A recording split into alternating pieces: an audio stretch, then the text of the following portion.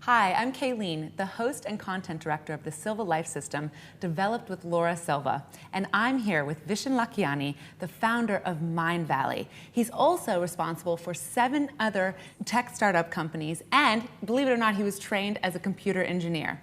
Now, I'm here in Kuala Lumpur at Mindvalley's HQ, and we're interviewing Vishen because he's an incredible guy that his company has won the award for World's Most Democratic Workplace for 6 years running, and his office is listed as one of the top 10 coolest workplaces on the planet by Inc. magazine in 2012. Now, Vishen is dedicated to transforming the world by spreading enlightened ideas, building education companies that teach new ways of living like parenting, health, nutrition, meditation, and so much more. Now, he's also a philanthropist, and he sits on the board of a company called the X Prize Foundation. He has also founded something called Awesomeness Fest, which unites entrepreneurs from all over the world to raise money and share social business ideas. But what's also very interesting about Vishen is that he claims to have gotten his start with the Silva method. So Vishen, it's so great to be talking with you. You said that the Silva method was one of the most profound things that has made an impact in your career. Can you tell us more about that? Well, absolutely. So I studied computer engineering at the University of Michigan. And if I think about actual skills I use in life and business right now, I've started over 10 companies, and very little of what I learned in college I apply day to day. But the Silva method is something I still use every single day. Even though I took my first Silva method class when I was 17 years old. That was 20 years ago. So I really believe that there's an issue with the current education system. It teaches you stuff that you can pretty much Google on any smartphone. But where's the stuff on positive living or goal setting or being able to control your level of stress or being able to create healthy relationships? Now, a lot of that I learned through the Silva method. It was the first personal growth program I was exposed to.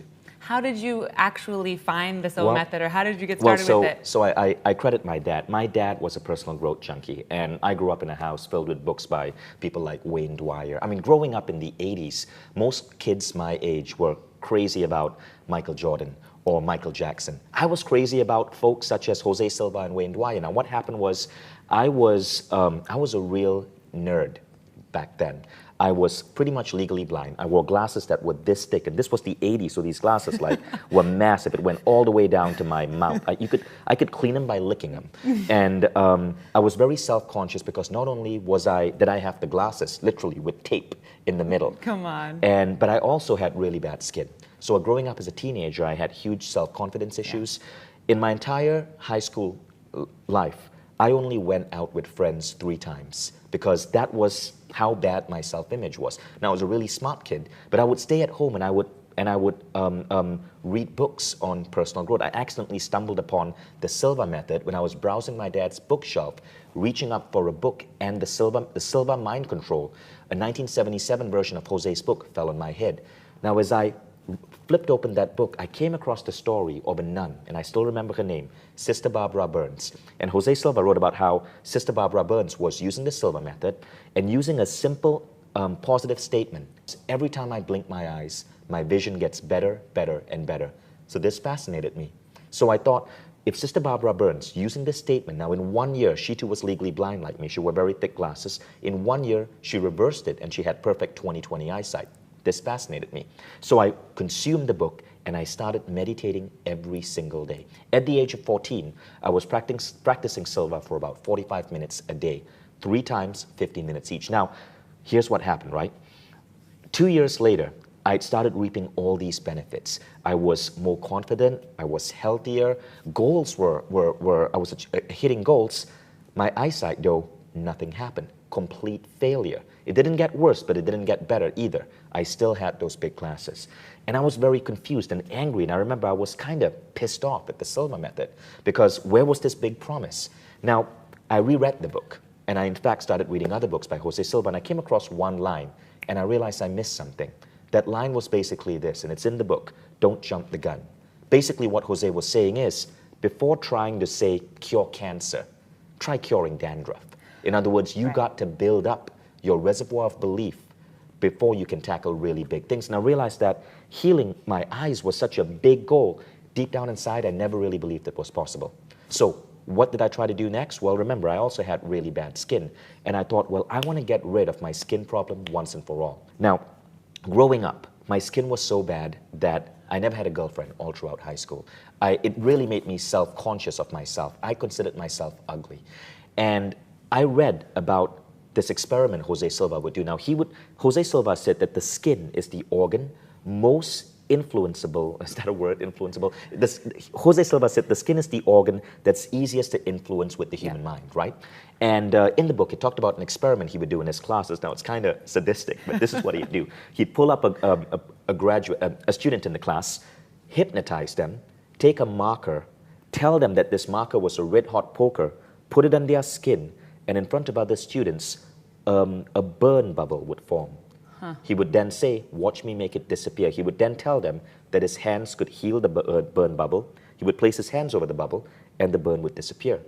Now, I don't know how it worked. Maybe it was the placebo effect, but it was crazy how you could influence the skin. Right. And doing my own reading, I read about situations where scientists using autosuggestion could give a command to someone that they were on a beach, even though they weren't, and their skin would actually tan. So I thought, okay, well, forget eyesight for a moment. Let me try to influence my skin. Right. Now, I followed the Silva process.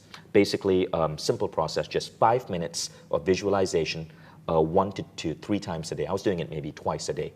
In 4 weeks, my skin cleared up. And I had chronic acne for about 5 years. It cleared up in 4 weeks. I'd seen dermatologists. I'd been, applying all sorts of creams. It didn't do anything, but my skin cleared up in 4 weeks. Huge confidence boost for me. And then I started using Silva for other things. Why stop at skin, right? So I ran for, at that point I joined college, I ran for student body president. I visualized myself getting that. I did. Huge confidence boost. I wanted to be an actor because I was just really like loving my newfound sense of confidence. I ended up acting with many of the best directors in my city. And one of the most interesting things, though, happened with another goal. It was martial arts. Yeah, no, I heard that you had some kind of competition, some kind of international competition, and that you used Silva with martial arts. Can you tell us more about so what happened? Again, remember, I was the geeky guy. I was skinny, wore thick glasses. And to help me not get bullied as much in school, my dad sent me for Taekwondo, which is a form of Korean karate. It's a really popular martial art. It's also an Olympic sport. So I started studying Taekwondo, and one of my goals was to represent Malaysia, which is the country I was born in an international Taekwondo tournament. Okay, so again, using the Silva method, I would sit down and visualize myself practicing martial arts, being in this tournament. In the US, I'd never been to the US before. So I visualized myself at the US Open taking part. Now, funny thing happened. The instructor, the head of my Taekwondo school, came up to us one day and said, hey, look, we've had this amazing opportunity. There is this competition happening, a local competition, and those of you are going to be, those of you who take part in this competition and win will get to be part of a team that's going to go to Colorado to compete at the US Open 1993 at the Colorado Springs Olympic Training Center. Big freaking deal. Yeah. Colorado Springs Olympic Training Center, my first trip to the US. I visualized this for months. I think it was about 6 to 8 months. Myself competing, winning, being part of that team, being in the USA, being in that center ring at the Colorado Springs Olympic Training Center. So what happened? Well, the heats happen. Now the heats are the preliminary trials before the competition. Now, and what happened was, so I'm going to stand up to demonstrate, okay? So there are 3 boards around you. Each are 1 inch thick boards of wood. And using 3 different kicks or punches, you have to break each board, okay? So I stood there, I'd been visualizing this moment for months, and at the heats, for whatever reason, every single board failed to break. Oh. So I was disqualified. And I went to watch the final competition anyway. My friend Daniel, who was this Aussie guy, same age as me, he did make it through, and he was taking part in a sparring competition there, and I was there to support him along with other people from my school. I was devastated. I knew if Daniel did well in the sparring competition, he'd make the team, but I was completely out. There was no way at this point I was going to make the team. Now, here's what happened. Daniel won a gold medal, but he also injured his leg. So he couldn't take part in the sparring round. Sorry, he won a gold medal in the sparring round. He couldn't take part in the wood breaking round. So Daniel came up to me and said, hey, Vishen, listen, I know you didn't qualify, but why don't you just put on your costume, just go, just represent the school, and just do your best. So I said, fine. Now, what did I have to lose? Now, what was weird was I never qualified, but I found myself in a position now where if I did well, I might actually make the team. But again, what were the odds, right? I never qualified. And I was competing with people who had done way better than me in the heats. Now again, the same thing. I had to break 3 pieces of wood, 3 different kicks. I hadn't really been practicing because I never qualified. But for whatever reason, everything I visualized happened. Every single piece of wood that I kicked broke. And not only did I break every single piece of wood, but I did it in 50 seconds, which was the shortest time I won the gold medal. And the next thing I know is, a few days later, my instructor comes up to me and said, congratulations, you won the gold, you're on the team. And I ended up flying to Colorado Springs to represent my country at the US Open Taekwondo Championships. Now here's the crazy part, right? And I learned 2 important lessons in this, and this is something that all of you are gonna learn sooner or later when you use silver. First lesson is, don't worry about how your goal comes to you. Your goal may not come to you the way you expect it to. See, I thought I'd have to qualify in the heats to make the final competition, win a gold there, make it to the US Open. I was completely eliminated from the heats, but still, through a bizarre twist of fate, I ended up at the US Open. Again, God or the universe, or whatever you call it, works in weird ways, and you don't often get things down the linear path you think it's going to happen. The second lesson I learned was a lot more painful. So I arrive at the US Open, and I'm now competing. Still legally blind, still big, thick glasses. Now, I was wearing sports glasses, but the referee approaches me and goes, kid, what are you doing? And I go, why? He goes, get your glasses off. And I'm like, no, I can't take my glasses off. I can't see without my glasses. Now, I couldn't recognize someone this far away from me. He says, dude, this is America. Everyone sues everyone. Your glasses break, you're gonna sue the entire competition. We can't take that risk. You're just gonna have to fight blind. So I went into a ring completely blind, and I was facing Glenn Ryback, the Dutch national champion. So I'm there facing Glenn, at least I thought I was facing him. He could have been to my left or my right. I couldn't see. And within 30 seconds, I got kicked in the head and I ended up on the ground. I got up again, trying to figure out where the hell was Glenn and who kicked me. Another kick to the head, ended up on the ground. I was the fastest knockout in the 1993 US Open Taekwondo Championships. I ended up in hospital. I was in hospital. It wasn't too bad. I was in bed. Next to me was an Olympian, Paris Samani. So, you know, we had a great talk. But I remember on the bus ride going back to our hotel that day after I was checked out of hospital, I heard people several seats in front of me go, did you see that kid who was brutally knocked out by Glenn in 30 seconds? Boy, I would hate to be him. I was actually the fastest knockout in the entire competition. But get this, right? Everything I visualized came true. I never visualized myself winning. I never visualized myself not being in hospital. I did visualize myself in the center ring. It happened. And so again, the second lesson is you got to be very specific about what you ask for. Right. Okay. So anyway, still, because I viewed it in a positive sense, this gave me renewed confidence. And I started to believe the following. I started to believe I could influence luck. And I started to believe that I could somehow bend certain aspects of my life to fit visions I wanted to accomplish. And this lesson has stayed with me my entire life and led to my business success today. Yeah, so I was going to ask about that because you've had career success beyond what the majority of the world could even imagine. Like most people in the world would not even dream of owning one company, and you've helped start several. You know, I mean, you have a global organization, you're out helping people, no less. I mean, it's really incredible what you've done. And so how is this, I mean, are you telling me that you use luck and the ability to bend reality to create this success? I mean, how does that work? Yes, actually, yes. And many people who, look, I never studied business. I studied computer engineering, and then I felt that it just wasn't something I was passionate about. So I dabbled around with entrepreneurship. I wasn't always lucky. My first 2 businesses failed. Now, after my experience in Colorado Springs, I went on to study engineering at the University of Michigan. Something kind of funny happens, and almost all of us have gone through this. When our life is going good, we stop practicing many personal growth tactics. Yeah. When we feel we're in shape, we stop exercising. And for about 5 or 6 years in my life, I was caught up in the whole college scene, you know, parties, friends, travel, backpacking across Europe. I stopped meditating. And when I graduated, I found myself in an awful job market. It was 2001, Silicon Valley, the bubble had burst. 14,000 people were laid off in April 2001. I had just seen my first attempt at being an entrepreneur completely die out, and I was broken and unemployed. Now, I remember in San Francisco, which is where I was living at that time, I got online and I remembered the Silva method, hadn't been practicing it for a while, but I decided to Google it and see what had become of that organization.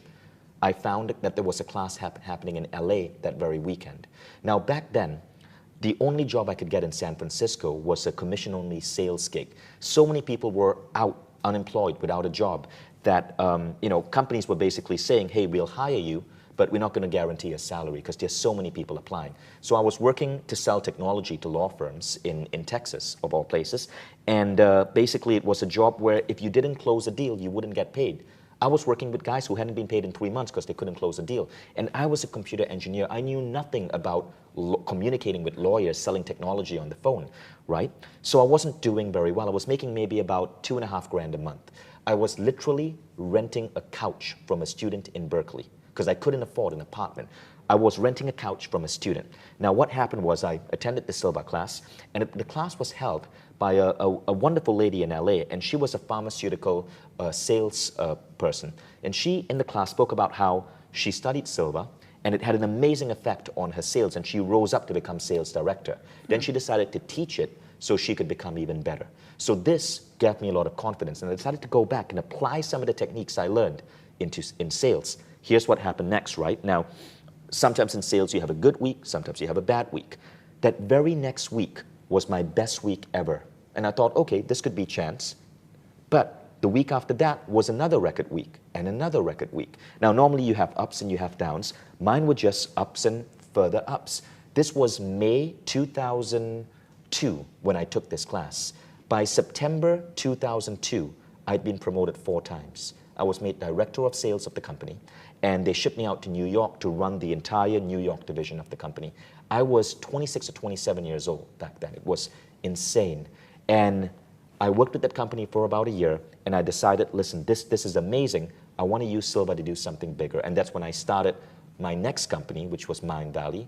And then there were other companies after that, Blinklist, Dealmates, a whole bunch of other companies I started, a lot of it using Silva. But I'd love to share the exact techniques I used to increase my sales. So the first thing that happened was I would visualize that the lawyers I was speaking to were having an amazing time on the call. I would tell my subconscious mind that I wanted to be able to connect with these lawyers in a really healthy way, that they would get the most out of this technology, that they would reap benefits, that they would be successful. And before calling a lawyer, the day before, I would visualize that person and visualize us having the most profound, amazing discussion. And I found that I was able to connect with people better. Now, here's where it gets crazy. Silva doesn't often say this publicly because it's controversial, but when you attend the Silva class, they teach you how to use human intuition. And being a computer engineer, I used to scoff at that, but now I really believe it. And I had crazy intuition experiences in that class in LA. So when I went back, now this, remember, was 2000, 2002, we would go out to the San Fran library and we would grab yellow pages for the cities we had to call. We'd open up the legal section, we'd skim through the names, and we'd call various lawyers, cold calling. Now, everyone else was doing that. I would go into my alpha level of mind, put my finger over the names in the yellow pages, close my eyes, move my finger down, and I would feel an impulse on the person to call, and I would call only those people. My sales doubled. And when I explained it to my boss, he was an attorney, an engineer. He told me, what are you doing? Like, how did you go from nothing to being one of my top performers? And I said, it's this thing I learned. They call it ESP, or intuition. And he's like, bullshit. Tell me your real secret. So he never really believed me. It kind of became a running joke that Vishen has this mysterious power. But that's what I believed. And I know not everyone watching this video might believe that, but that is what I believe. Call it human intuition. I can't explain how it works, but it worked for me. Following that experience working for that company, I ended up deciding that I wanted to start my own business. It was 2002, 2003, and I started Mindvalley. We were profitable in month 3, and since then I've taken Our initial startup capital for Mindvalley was less than $1,000. I've taken that $1,000 and without any bank loans, without any venture capitalists, without any investors, we've taken $1,000 and turned it into a company worth about 50 million US dollars today.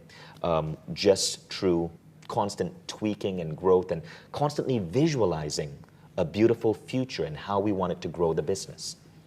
And so, with all this success and so much experience with the Silva method, what do you tell people who are kind of out there who have trouble or say they can't achieve their goals or that they can't do it or that they would never be able to do what you've done? Well, I'll put it this way, right? Well, firstly, it isn't just me.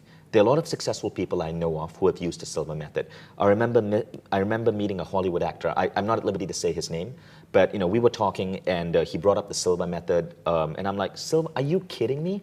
That's amazing. I've been studying this for years, and he talked about how it had helped him in his life. I remember once meeting a Miss America winner. She was actually Miss America in the 80s. She'd been using the Silva method for years and told me about how it led to her meditating every single day. Then there's I think his name is Robert Stiller. He's the CEO of Green Mountain Coffee. Green Mountain Coffee is a multi-billion-dollar company, and their stock, I read on Yahoo Finance or Motley Fool, was one of the top stock picks of the last decade. Well, Robert Stiller of Green Mountain Coffee has Silva method classes for all his employees. Maybe there's a connection. So again, a lot of successful people use the Silva method, but it can be controversial, so a lot of them don't talk about it publicly. One of the most profound lessons I learned through the Silva method is this. Firstly, our thoughts create our reality. I really believe that. And Silva method is really a powerful way to direct your thoughts. And the problem is, so many of us are hung up with the day-to-day issues that bog us down. Maybe you had a fight with your spouse or your boyfriend or your girlfriend. Maybe you had a horrible day at work. Maybe your kid was giving you trouble, or you feel a little bit like, unwell. And we get obsessed by these things. The problem is, when your thoughts create your reality, the more obsessed you are about little things, the more little annoyances you create in your life. When you do the Silva method and you learn to dream big, you're focused on big, epic things. You're focused on the businesses you want to build, the works of art you want to create, your contribution to the planet. Now, the crazy thing is, when you're focused on these big things, the little stuff, they start to vanish. And so you start to live life pretty much in flow. Things just mysteriously work out. And I think one of the reasons I've been extremely successful, whereas most entrepreneurs who I started out at the same time as me are not, I'd say 99% of entrepreneurs never make it this far, is because they get obsessed by the little things. But through Silva method, every time we had a little problem, let's say it was an employee issue, let's say it was missing a sales target, I would do the exercise. I would go to my alpha, theta level of mind, visualize the 3 screens technique, see the problem, see what I'm going to do, see the solution, then come out of it with an optimistic idea that the solution is going to happen. And I stopped obsessing about these problems. And so things would move forward at a very rapid pace. And that's what a lot of my peers tell me, like, how do you move things forward so fast? I believe it's because I'm constantly visualizing the future through the Silva method. That's incredible. So if there's any one thing that you would have advice for people out there, like how often they should use the Silva method, or how to get involved, is there any one little tip in closing that you would have for people out there? So when I explain it to people, Kayleen, I like to talk about these 2 concepts, right? First is what I call the reservoir of faith. Now, why did I fail to heal my eyesight in those early years? It's because you got to believe that, you got to, Jose Silva calls it desire, believe, expectancy. You must desire something, you must believe it's possible, but you must also expect it to happen. Now, when you combine that together, desire, believe, expectancy, it's sort of like saying, you got to really believe in yourself and you got to have faith. I desired perfect eyesight. I believed it was possible because I read stories of people like Sister Barbara Burns who had pulled it off. Did I expect it to happen to myself? No. I lacked that faith. So there's a concept called reservoir of faith, and it basically says this, like, you want to start with a smaller goal that you know you can do, that it seems so easy that you expect it to happen. When you attain that, think of your faith as a glass. You filled it up a little bit. And as you accomplish something else, you filled it up a little bit more. And as you fill up more faith in that glass, your belief in what you can accomplish grows and grows and grows, and you can tackle bigger and bigger and bigger things. So I started out with small things. Skin is a relatively small thing. But when you start out with Silva, they're going to teach you things such as how to program yourself to wake up without an alarm clock, how to sleep better. Those are tiny things. But really, once you accomplish that, you're filling up that reservoir of faith. The next thing you know, as you keep progressing, you're visualizing starting and selling multi-million-dollar companies. And that's really how I did it. It's building up that reservoir of faith. That idea is extremely important. I remember reading the biography of Sam Walton, who was the richest man in America in 1989 or so. And I love this quote by Sam Walton. In everything I do, I expect to win. Thinking like that often turns into a self-fulfilling prophecy. So you got to expect to win. You got to expect that. But you got to be aware of this reservoir of faith. Most people right now cannot expect that they would own a $100 million business. That's fine. Start with something small. Start with learning to remember your dreams or learning to program yourself to wake up on time. Then start to have a simple business bringing you $5 a day. I started like that. My first visualization, simple business where I was earning enough to pay for my breakfast every day, and start building up from there. And then it's about the speed at which you build up, right? Now, the second concept is what I call the impossibility ceiling. So based on our peers, based on the people around us, we all have a vision for what we can and cannot do. And I remember growing up as a kid in Malaysia, I had this very limited vision of what my life would be when I grew up. And when I moved to Silicon Valley, I was surrounded by different people, and that vision grew. And when I attended Silva classes, I again met remarkable people. That vision grew. And now I do everything I can to associate with crazy successful people, because what I see them accomplish helps me create ideas for where I want to take my life. So your ceiling of impossibility is where you believe you can go in life. And as you associate with the right people, as you read biographies, as you fill up your reservoir of faith, the ceiling grows higher and higher and higher. Right now, one of my biggest goals right now is to give away $1 billion before I die. And I am so confident on this. I'm so positive that this is going to happen that to me it's an afterthought. I just know it's going to happen. And I know it's going to happen because I've worked my way up this ladder of friends and contacts where, you know, I've been fortunate enough to meet and talk to some of the most remarkable minds in America, from people like Peter Diamandis, who started the X Prize. I sit on the innovation board for the X Prize. About a year ago, I had a 1-hour talk with Richard Branson on his ideas of success. And so being around people like that has given me a really big impossibility ceiling. But again, it started out really small. 10 years ago, today is, as we're recording this, it's June 2013. In 2003, I was basically, you know, just starting out. I was working for a company and really just getting started at where I was. And 11 years ago, I was pretty much sleeping on a sofa in Berkeley, renting a sofa from a college student. So a lot of things can happen really fast when you understand how to direct your thought, when you understand concepts such as the reservoir of belief, the impossibility ceiling, when you tend to really dream big. The sad thing is, I guess my biggest piece of advice is this: the sad thing is that so many people who take the Silva method stop at using it to remember their dreams and cure a headache. Now that's fine, but imagine what a waste that is. Imagine if Superman simply, you know, operated as Clark Kent and used his super fast speed to write faster. I mean, you'd want to smack him on the face because he has all this latent potential that he's holding back. That's what all of us have.